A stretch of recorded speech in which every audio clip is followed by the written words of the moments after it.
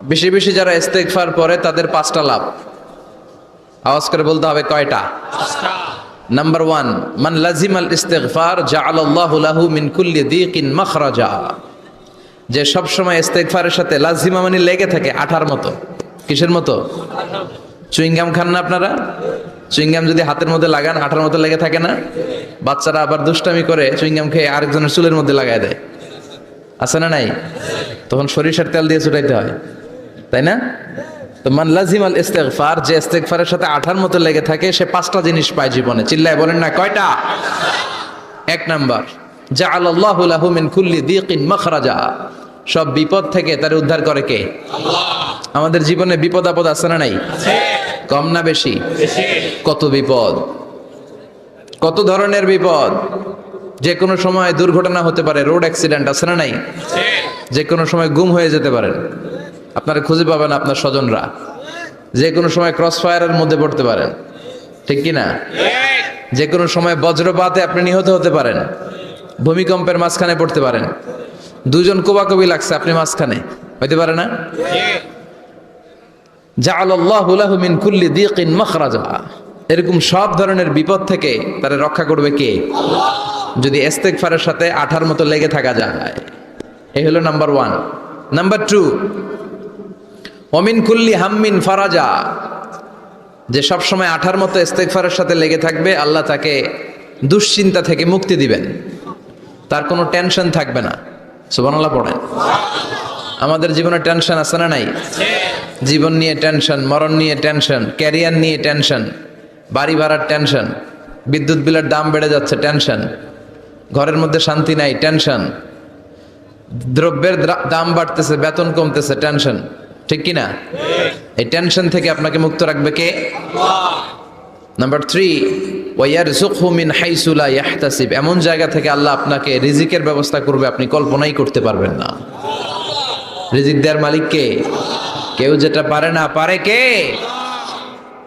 এমন জায়গা থেকে তিনি রিজিক দিবেন, আপনি কল্পনাই করতে পারেন না। আপনি হিসাবই করেন না যে এখান থেকে কিছু রিজিক আমি পাবো, কিন্তু আল্লাহ ব্যবস্থা করে দিয়েছে। সুবহানাল্লাহ পড়েন। 4 নাম্বার, যতক্ষণ ইস্তেগফারের সাথে আঠার মতো লেগে থাকবেন, আল্লাহর কোনো শাস্তি আপনার উপর আসবে না। ওমা কানাল্লাহু মুআযযিবাহুম ওয়া হুম ইস্তাগফিরুন। যতক্ষণ আপনি ইস্তেগফার পড়বেন, আল্লাহর আযাব আপনারে পাকড়াও করবে না। 5 নাম্বার হচ্ছে আল্লাহ আপনাকে মুস্তাজাবুদ দাওয়া বানিয়ে দিবে। মুস্তাজাবুদ দাওয়া মানে এমন ব্যক্তি, যেই ব্যক্তি দোয়া করা মাত্রই দোয়া কবুল করে কে? আল্লাহ। সবসময় ইস্তেগফার পড়তে রাজি আছেন তো? আরব বিশ্বে আমরা যখন পড়াশোনা করতাম, তখন দেখতাম যে রাস্তাঘাটে বিভিন্ন জায়গায় আজকারগুলো, আল আদইয়াতুল মাসুরা, মাসনুন দোয়াগুলো তারা লিখে রাখতো, যাতে মনের অজান্তেই তাদের চোখ ওই সাইনবোর্ডে পড়লে তারা যেন ওই দোয়াগুলো পড়তে পারে। রাস্তার মধ্যে লেখা থাকতো সুবহানাল্লাহ, আলহামদুলিল্লাহ, আল্লাহু আকবার, লা ইলাহা ইল্লাল্লাহ। আপনি উঁচু কোনো জায়গায় উঠবেন বা লিফটে দিয়ে উপরে উঠবেন, সিঁড়ি দিয়ে উপরে উঠবেন, ওঠার সময় বায়ে লেখা আল্লাহু আকবার। কারণ হাদিসে এসেছে ইদা সাইদনা কাব্বারনা, আমরা যখন উপরের দিকে উঠতাম আমরা পড়তাম আল্লাহু আকবার। ওয়া ইদা নাযালনা সাব্বাহনা, আর যখন আমরা নিচের দিকে নামতাম আমরা পড়তাম সুবহানাল্লাহ।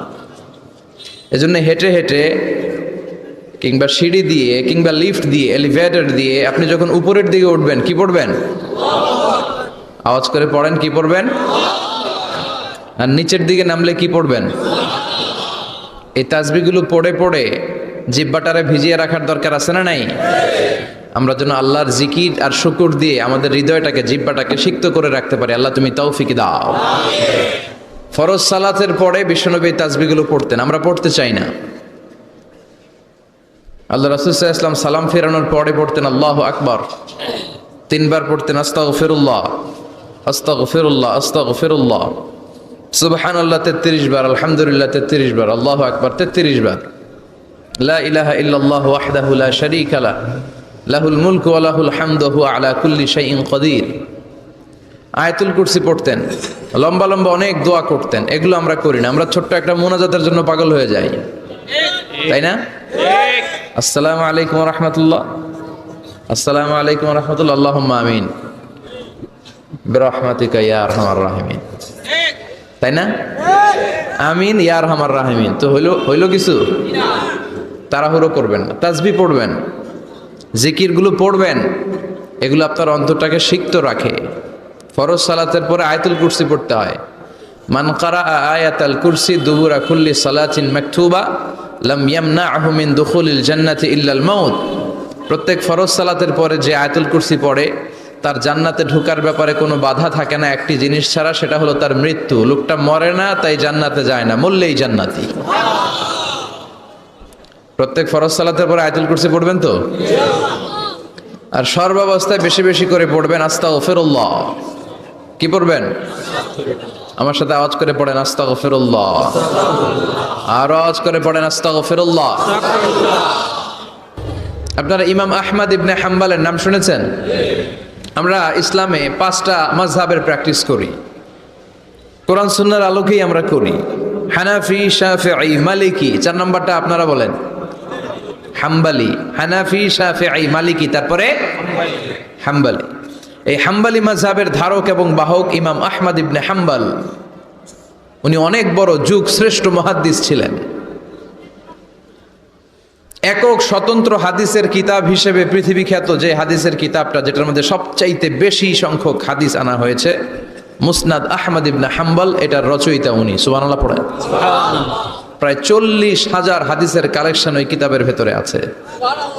এই হাদিস কালেকশনের জন্য ইমাম আহমদ ইবনে হাম্বল বছরের পর বছর, যুগের পর যুগ, শহর থেকে গ্রাম, গ্রাম থেকে শহর চষে বেরিয়েছেন। ওনার শেষ জীবনটা উনি হাদিস সংগ্রহের কাজে ব্যয় করেছেন। একবার এক সফরে তিনি রাত্রিবেলা বেরোলেন। ইস্তেগফার পড়লে যে কি করে মানুষ মুস্তাজাবুদ দাওয়া হয় শুনেন। রাত্রিবেলা সফরে তিনি বেরোলেন, হাদিস সংগ্রহের সফর। পথিমধ্যে এক মসজিদে মাগরিবের নামাজ পড়লেন, এশার নামাজ পড়লেন। প্রচন্ড শীত। তিনি ভাবলেন আজকের রাতটা মসজিদেই কাটায় দেই, ফজরের সালাত পড়ে তারপরে বেরোবো। ব্যাগ থেকে কাঁথা বের করে তিনি শুয়ে পড়লেন। কিন্তু মসজিদের দারোয়ান এসে বলে, মসজিদে তো থাকা যাবে না, আপনি বের হন। ইমাম আহমদ ইবনে হাম্বল বললেন, আমি বৃদ্ধ মানুষ, প্রচন্ড শীত, কই যাব? আমি ফজরেরও মুসল্লি, ফজর নামাজও এই মসজিদে পড়বো, আমার এই বাজান তুমি থাকতে দাও। দারোয়ান বলেন, নো, থাকা যাবে না, মসজিদে থাকা যাবে না, বের হন, না হলে গাঠটি সহ বের করে দেব। চিনে নাই এটা যে ইমাম আহমদ ইবনে হাম্বল, সে বুঝতে পারে নাই। তো দারোয়ানের সাথে সুবিধা করতে না পেরে ইমাম আহমদ ইবনে হাম্বল ব্যাগ নিয়ে বেরোয় গেলেন। প্রচন্ড শীত, কাঁপছেন। হঠাৎ দেখে সামনে এক বাজার। ওই বাজারে এক খাব্বাজ বসে আছে। খাব্বাজ মানে রুটি বিক্রেতা। খাব্বাজ মানে যুবক, একজন রুটি বিক্রেতা, রুটি বিক্রি করে। যে যুবককে সালাম দিলেন, আসসালামু আলাইকুম। যুবক পড়লো, আলাইকুম আসসালাম। ইমাম আহমদ ইবনে হাম্বল বলল, যুবক, আমি মুসাফির মানুষ, থাকার জায়গা নাই, প্রচন্ড শীত। এই যে তুমি চুলার মধ্যে উনুনে রুটি বানাচ্ছ, আমি যদি তোমার চুলার পাশে বসে রাতটা কাটাই, তোমার কোনো সমস্যা হবে? যুবক বলেন, নো, কোনো সমস্যা নাই। আহলান ওয়া সাহলান ওয়া মারহাবান বিক, খোশ আমদেদ, সুস্বাগতম, আসেন। আপনি আমার চুলার পাশে বসে আগুন পোহালে আমার সমস্যা কি? আসেন, আসেন, বসেন, আপনি মুরব্বী মানুষ। ইমাম আহমদ ইবনে হাম্বল আল্লাহ শুকরিয়া করে চুলার পাশে বসে শীতের রাতে চুলা থেকে তাপ নিচ্ছেন, আগুন পোহাচ্ছেন। আর তিনি দেখতে লাগলেন যুবক আটা দিয়ে রুটি বানায় আর পড়ে আস্তাগফিরুল্লাহ, রুটির খামির বানায় আর পড়ে আস্তাগফিরুল্লাহ, গোল গোল করে খামির দিয়ে দলা বানিয়ে সাজিয়ে রাখে আর পড়ে আস্তাগফিরুল্লাহ। রুটি বেলুন দিয়ে বলে এটারে চুলার ভেতরে ঢুকায় আর কি পড়ে? পড়ে আস্তাগফিরুল্লাহ। ক্রেতা আসলে ক্রেতাকে রুটি দেয় আর পড়ে, ক্রেতার হাত থেকে টাকা নিয়ে ক্যাশ বক্সে রাখে আর কি পড়ে? ইমাম আহমদ ইবনে হাম্বল তো অবাক, ঘটনা কি? আসার পর থেকে এই যুবকটারে দেখতেছি খালি পড়ে আস্তাগফিরুল্লাহ, আস্তাগফিরুল্লাহ। তিনি কৌতূহল বশত বললেন, যুবক, মা লাকা ইয়া শাব দাইমান তাকরাউনা আস্তাগফিরুল্লাহ। হে যুবক, তোমার ঘটনাটা কি? আসার পর থেকেই তুমি শুধু দেখতেছি পড়তেছো আস্তাগফিরুল্লাহ, আস্তাগফিরুল্লাহ, কারণটা কি? যুবক বলে, আমি সবসময় ইস্তেগফারের সাথে আঠার মতো লেগে থাকি, আর লেগে থাকার কারণে এর বরকতে আল্লাহ আমাকে মুস্তাজাবুদ দাওয়া বানিয়ে দিয়েছে। মানে আল্লাহ আমাকে এমন বানিয়েছে যে আমি দোয়া করা মাত্রই আমার দোয়া কবুল করে কে? আল্লাহ। ইমাম আহমদ ইবনে হাম্বল বললেন, আনতা মুস্তাজাবুদ দাওয়া, তুমি মুস্তাজাবুদ দাওয়া, মানে তুমি দোয়া করলেই সেটা কবুল হয়ে যায়? যুবক বলে, নাআম আনা মুস্তাজাবুদ দাওয়া, আমি আমার জীবনে যত দোয়া করেছি সব কবুল করে নিয়েছে কে? আমি মুস্তাজাবুদ দাওয়া। আমি দোয়া করতে দেরি কবুল হতে সেটা দেরি হয় না। তবে আমার পুরো জীবনের সব দোয়া কবুল হলেও একটা দোয়া এখনো কবুল হয় নাই। এটা শুনে ইমাম আহমদ ইবনে হাম্বলের কৌতূহল, কিউরিসিটি আরো বেড়ে গেল। তিনি বললেন, তোমার জীবনে সব দোয়া কবুল হয়েছে, একটা দোয়া কবুল হয় নাই, কি সেই দোয়া আমারে বলো। যুবক বলে, আমার জীবনে যে দোয়াটা কবুল হয় নাই সেটা হচ্ছে, আমি আল্লাহর কাছে দোয়া করে বলেছিলাম, আল্লাহ শুনেছি এই জামানার সবচেয়ে বড় মুহাদ্দিসের নাম হচ্ছে ইমাম আহমদ ইবনে হাম্বল, আমি যেন ওই ইমাম আহমদ ইবনে হাম্বলের কপালে একটা চুমু দিয়ে মরতে পারি, তুমি তৌফিক দিও। ইমাম আহমদ ইবনে হাম্বল নিজেকে আর ধরে রাখতে পারলেন না, চোখের পানি ছেড়ে দিলেন।